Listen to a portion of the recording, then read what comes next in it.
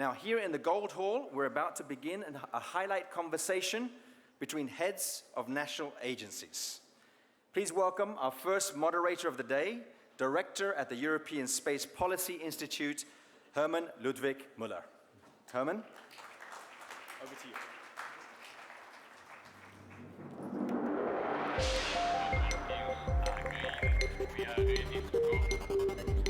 So good morning. I have the big pleasure to moderate what will be a conversation between head of agencies. This is something we have been doing over the years. I'm very pleased that we have a prominent spot in the program to also get the member states and agencies' perspective. I would like to invite our panelists, and I start with you, Walther. Walther Pelzer, Director General of the German Space Agency. Please take your seat and maybe we follow the display. We have it here. Francois Jacq, Chairman CNES.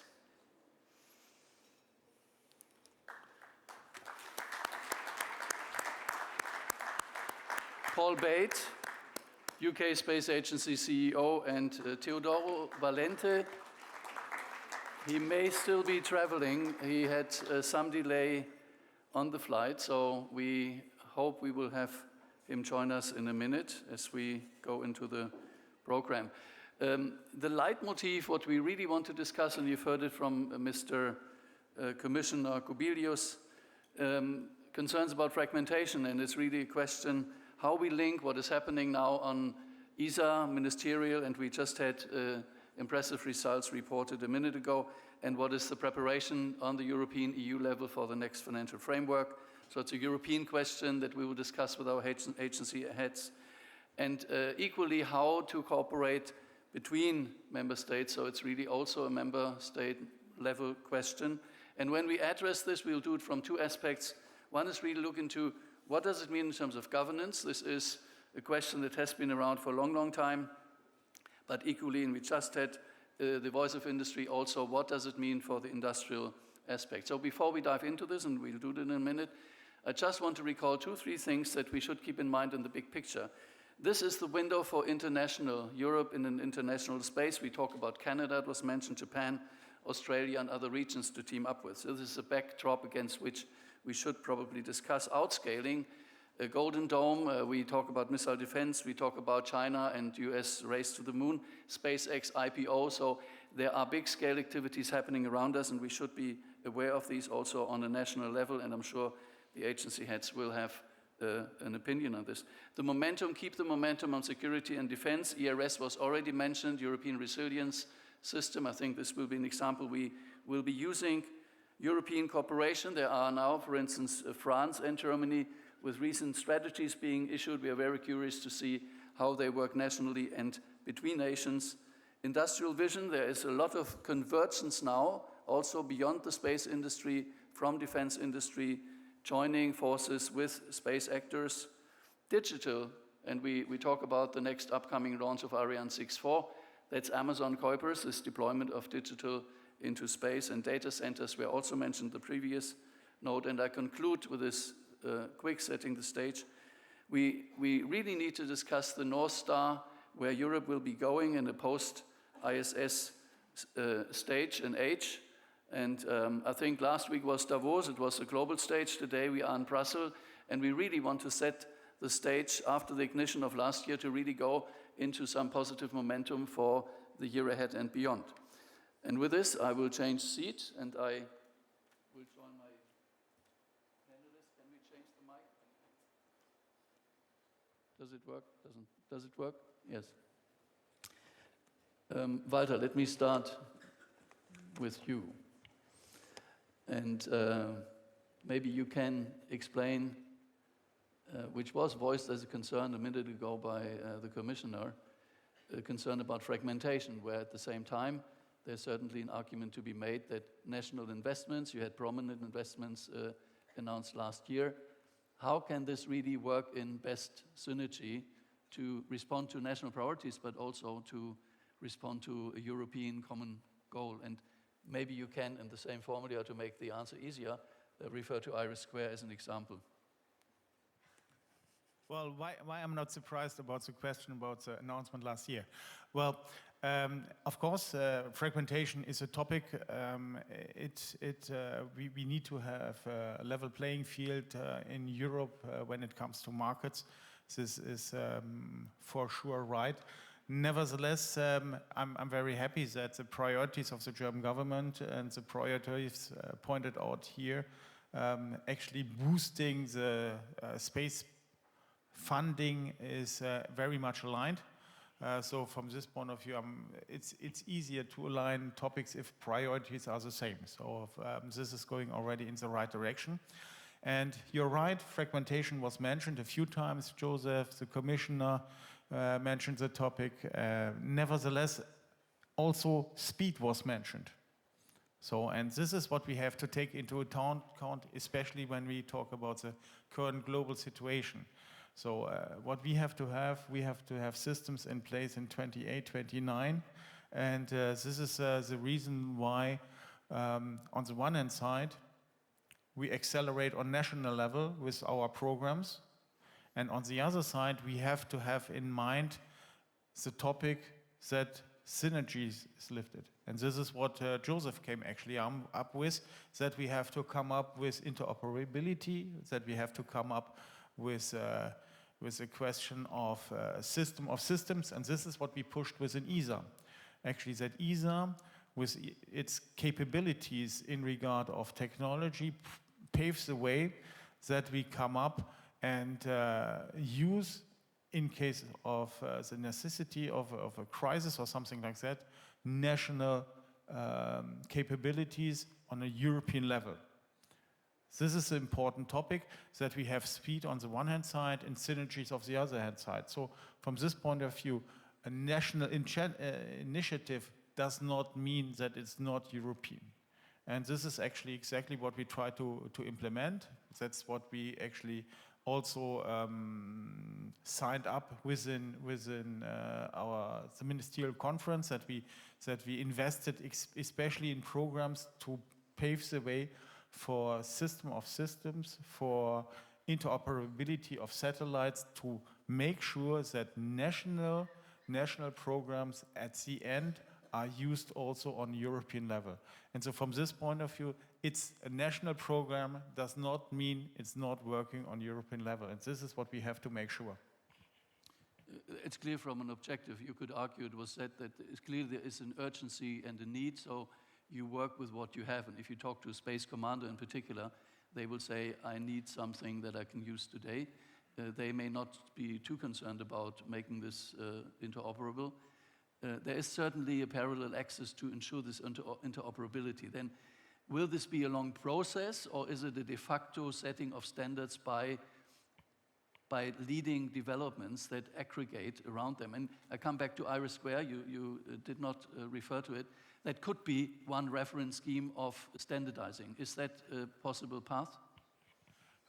For sure, but if we talk about coordination, you have to know what you are coordinating with. And we are talking about the new ECF, and I'm just coming from an ITRE hearing, and we were talking about actually about the setup. We are very happy about seeing that 131 billion are going to be invested in space and defense.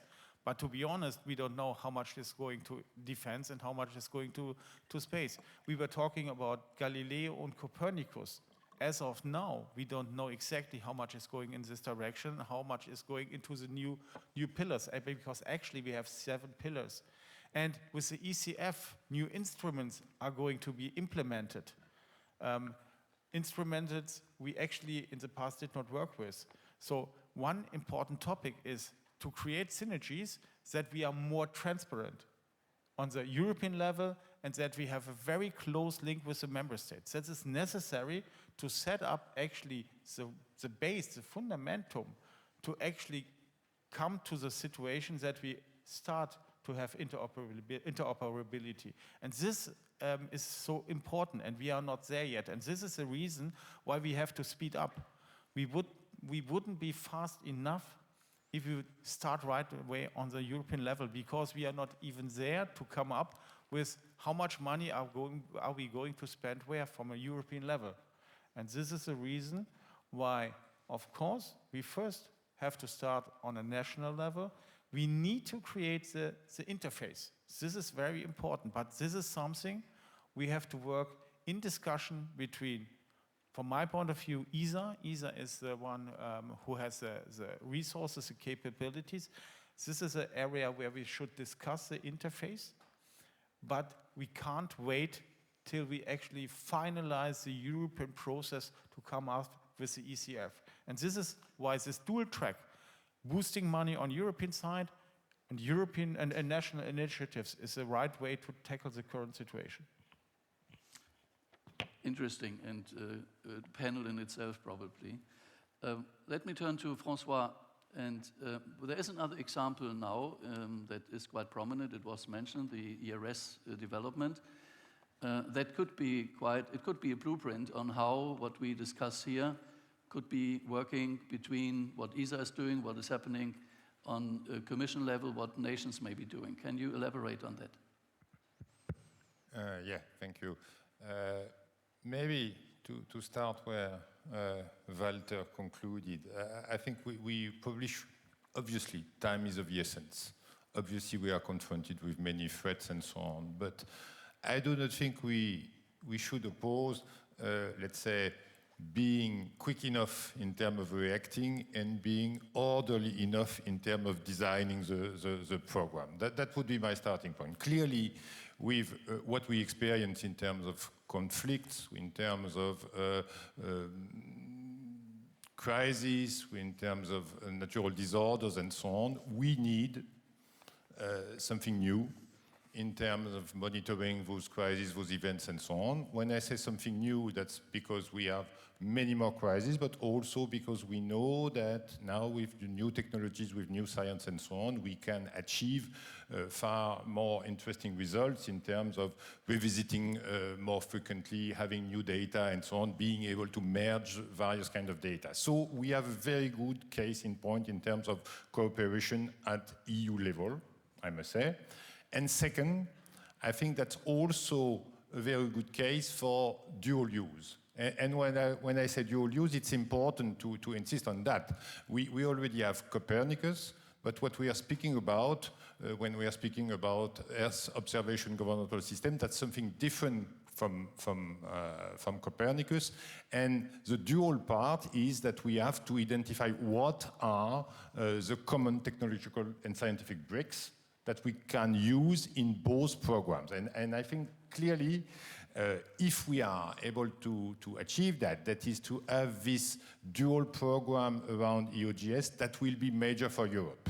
So that's clearly, I wanted to make this point because, as Walther said, we do not know exactly what will be in the next MFF, but in any case, we obviously have to secure what is already in, Galileo, Copernicus, and so on, but we have to open new avenues, and EOGS is one. So, that said, what are, let's say, the main ingredients we should be aware of in building this EOGS? And I start from that perspective because I think we should start from the European perspective, and I will come to ESA in a few seconds.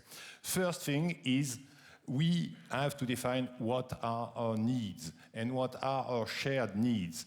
As was underlined by Walther, we shouldn't seek for perfection. We do not need the absolute best possible system. But nevertheless, I think as member states, we should define what is the core of our shared expectations. And that's really important because I think that will be key for the success. So that means the second point, we have to be selective. We can't afford doing everything. We can't afford doing everything both for time reason but also for money reason in some cases. So clearly be selective. Then we have to build on the existing. That is, we already have things done in the frame of the European Defence Fund, for instance, with projects like Spider, but we also have some experience in terms of governance with the Satellite Center and so on. So we have to build on that. Then, I guess, we need something simple, something streamlined, both in terms of technique and in terms of governance. And then comes ESA in the play, because we obviously have to leverage the incredible expertise we have in ESA. But that should be done not on the basis of ESA designing a system for itself, but trying to answer what are the needs. Obviously, there is an effort on our side, on the side of the member states, that is defining what brings us together, what we want to do together.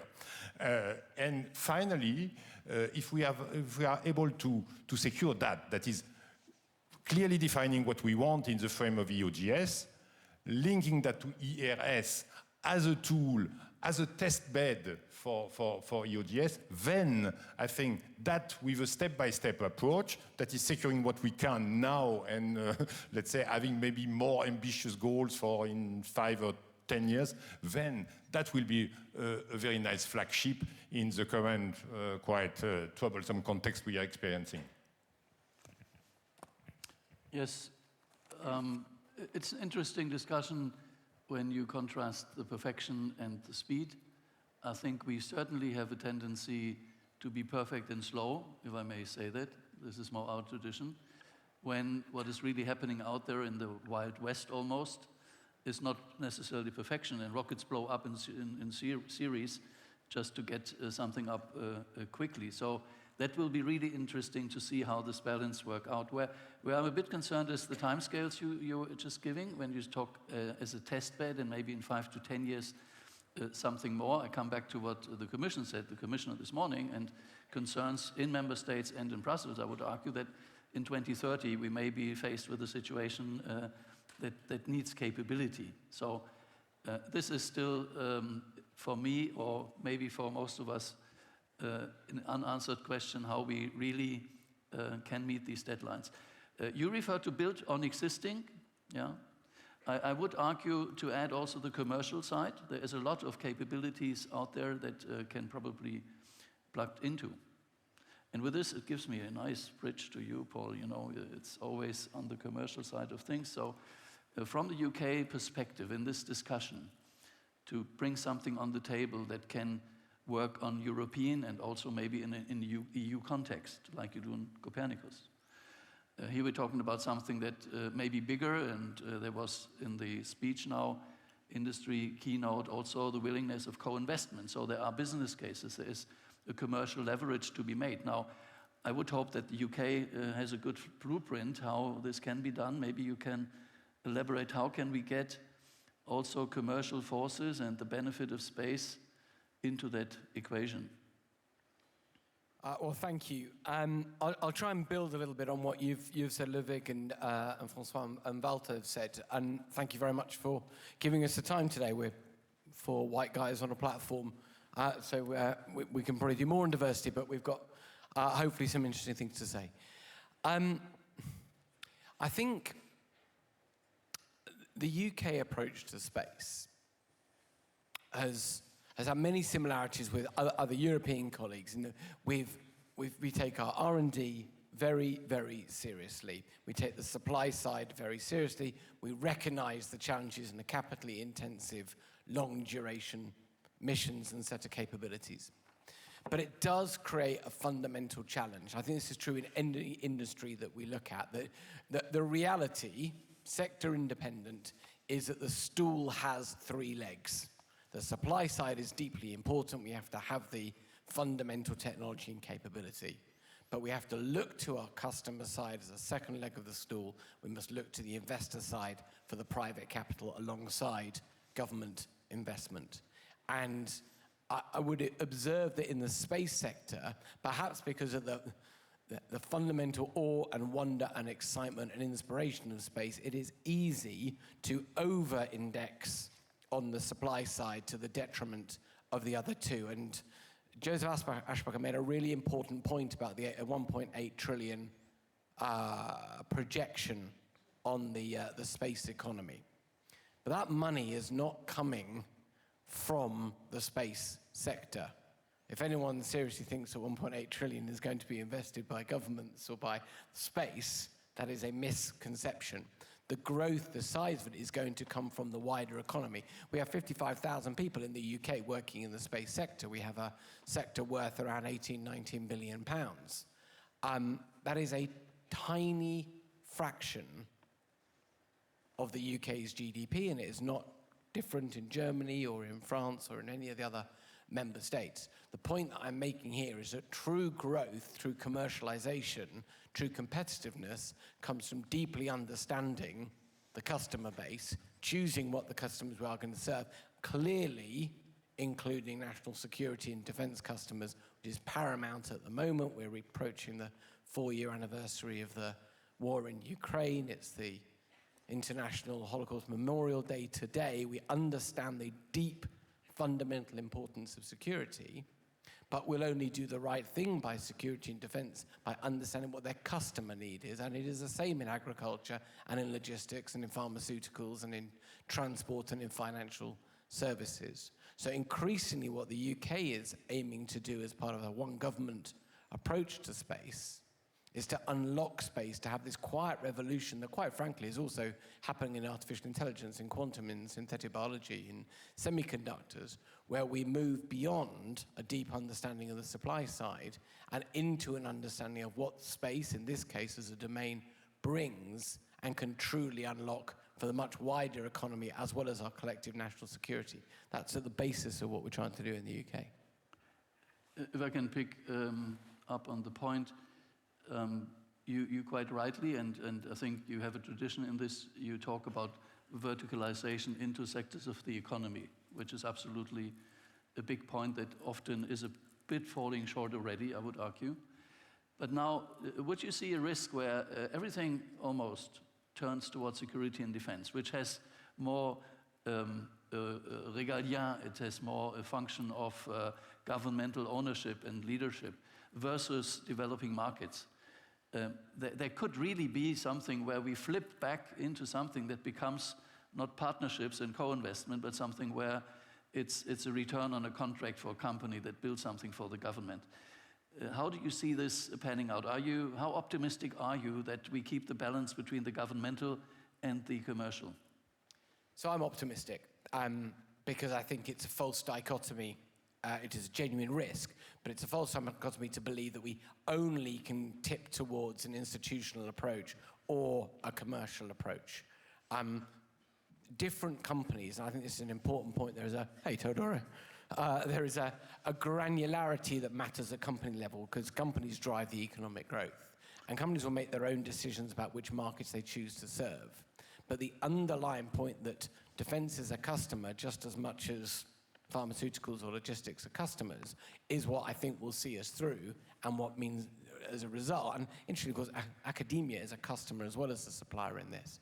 But that's why the future for space is so bright, because the underlying value that space brings down on Earth is so great. So when Marco talks about wanting to increase the profit margin sustainably, that's completely understandable, and we have to have that in the commercial sector. But it comes by translating the potential value, whether it's to a defense customer or to a more commercial customer, into products and services and applications. And we're capable of doing it, but it's the mindset to do it at government level just as much as industry level that's going to make the difference. Yeah, it will be interesting to see how much an ambition to standardize and interoperate and have everybody equal matches with some players that may just be driven by a commercial objective and they occupy the space, which maybe you also want sometimes. There can be competition in the system and de facto standard setting. This is reality elsewhere in the ecosystem. Oh, do you know, just to touch on it, I think standardization is vital and interoperability is vital. I think shared infrastructure, to Walter's point, is absolutely vital, and that's why one of the reasons why ESA is so important. But none of that argues for equality. Maybe equality of entry, but I think the last thing we want is everyone producing a homogeneous approach. The outcome can be highly differentiated, and companies will do better or worse. So the key bit, I think, on the sort of defragmentation is how we defragment the enablers, whether that's infrastructure or whether that's standards, so that all the different actors can be their best, not be blocked on market access or any of the things that frankly get in the way of a competitive market. Good point, and I would argue we say a lot to avoid duplication. We've been saying this for a long, long time.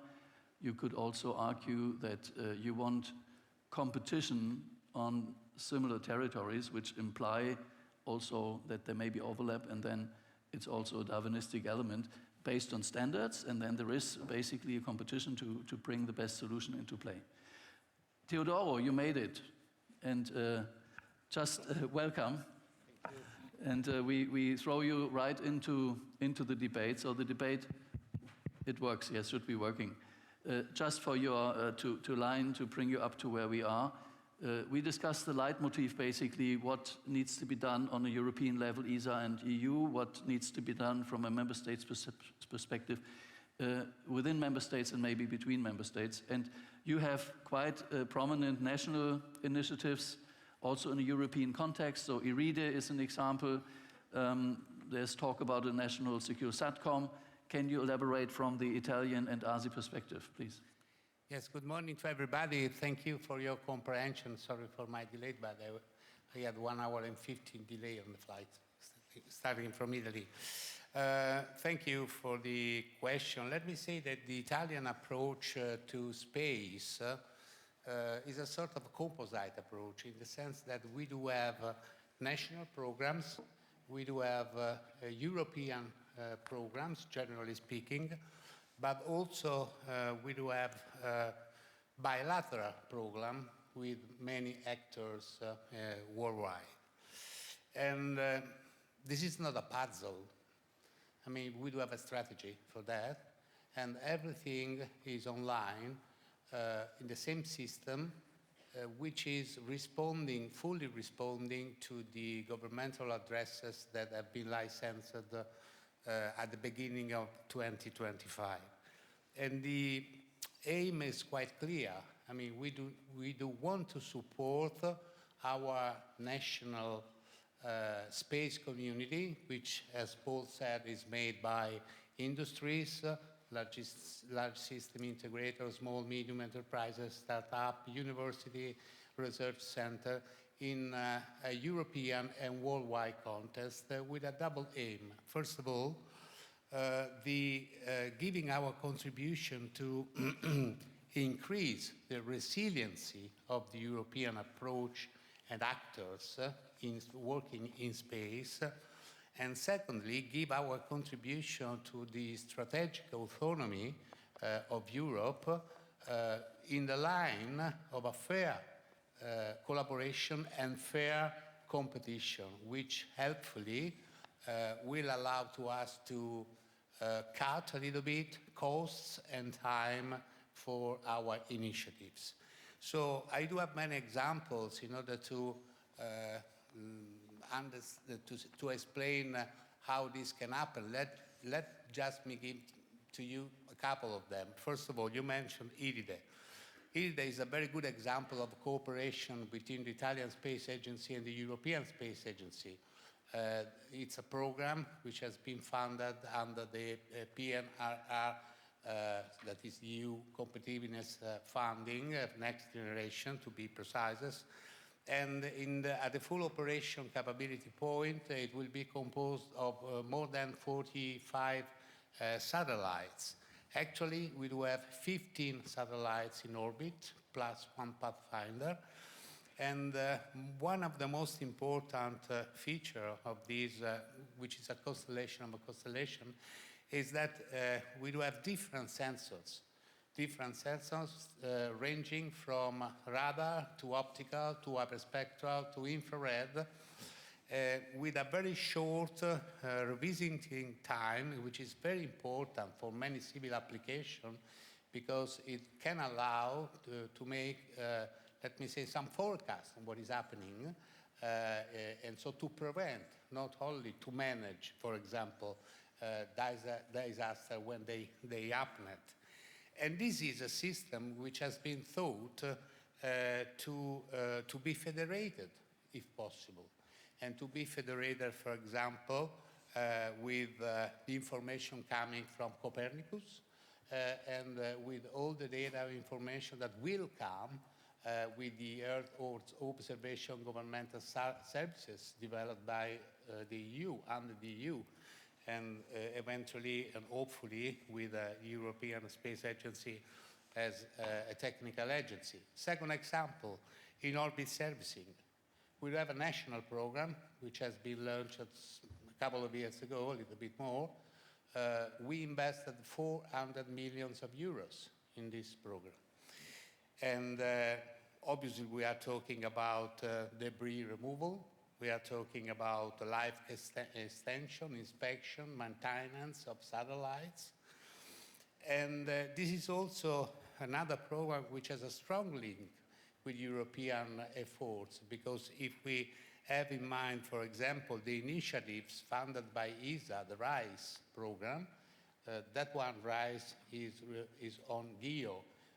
Instead, our IOS demo mission is on LEO. But anyway, they can be considered as complementary approach to this very important domain today, but very important domain also for the future, looking to the crowded area of LEO, for example, in terms of existing and planned satellites. So in this case, we expect that, and we are working for that, the cooperation between the Italian knowledge and competences will be available, integrated, supporting the European Union and the ESA initiatives. Then you mentioned also the secure SATCOM, that is secure telecommunication.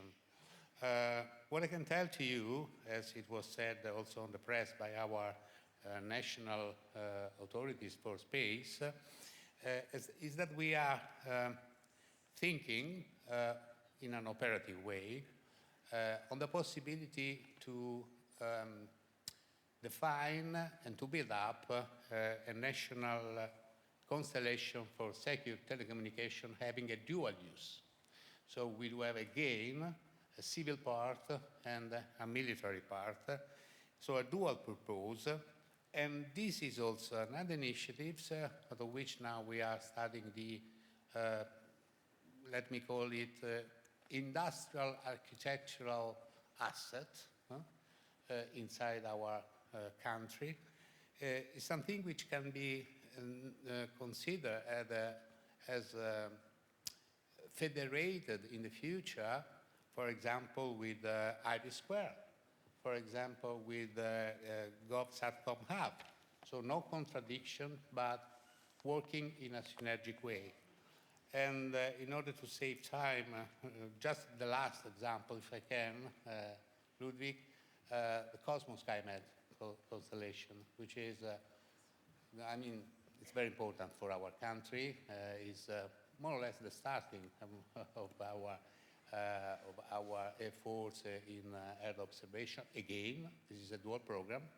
It was developed by the Italian Space Agency together with the Ministry of Defense, obviously involving the industries, the Italian industries, and also others. And we just had the launch at the beginning of January now of the third satellite of Cosmos SkyMed second generation, actually fully working with its high level, high value radar, synthetic aperture radar technology embarked on. But what I want to underline in this case, apart from the expertise and the importance for the Italian community in the area, in the domain of Earth observation with Cosmos SkyMed, is that this program started in 2007. So let me say, some years ago, and it is still on, still working. Yes, so this means that the added value is really important. Teodoro, And I have finished, but this is important, otherwise, just two seconds. And apart again from the military informations, it has been used and it will be used for many international initiatives.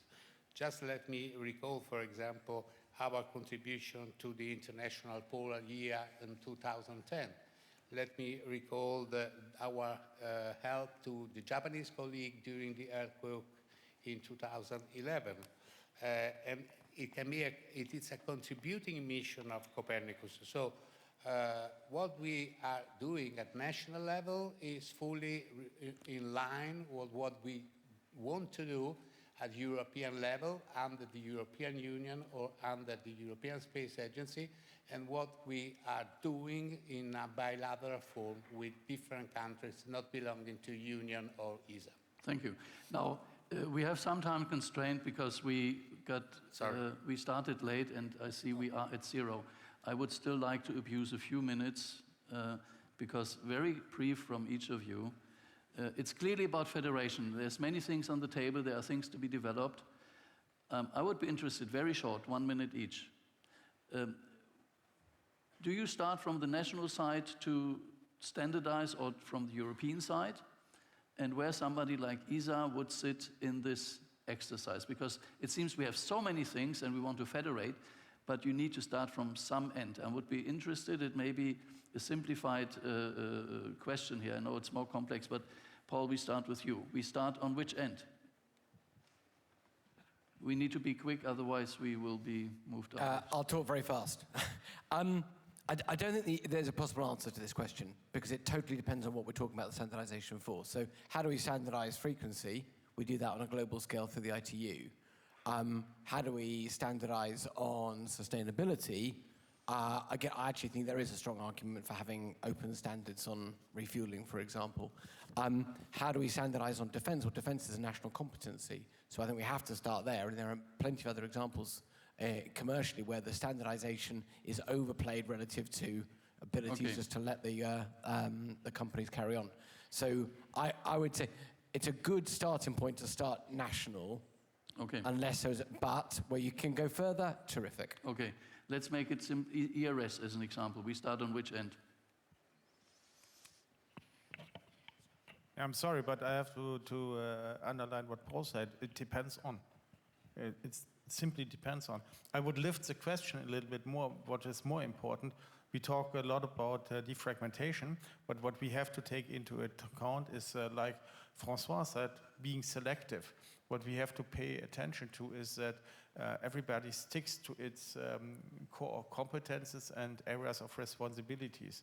We need to make sure that ESA is not starting to do operations, and we need to make sure that Commission does not start to make development and these things, because then we defragment an area where we have some kind of order, and then we start becoming into or running into an area where we think we defragment, but we just get messed up. So this is a topic where I would start with. Yes. To be very short, so same as Paul and Walther, no size fits all, so it depends from sector to sector. On ERS, I would rather say maybe national, but anyway. And final comment, I think we are often said to be weak in Europe just because we've got these multiple layers of actors and players. And I think we have to transform our mindset. It can be an asset, in a sense. It can be an asset. That is our task, basically. Not saying one should supersede the other and so on, but how do we exploit this asset that the other do not have? Thank you. Teodoro. Thank you. Very short, and again, I think we all agree. The answer to the question is depends on. What I think is that if we do have an heritage, and the heritage is including the latest innovation, we need to start where the heritage it is. For all of us, sharing, when possible, technologies, informations, having a common strategy, because if we want to work together for Europe, this is the only way. Then there are some countries which are advanced for some kinds of technology. We can be follower and vice versa. Yes. But we need to work together. Okay, so we need a common strategy. I like this as the final word on the round, and we should all work together to make this happen. Thank you very much, and an applause to the panelists.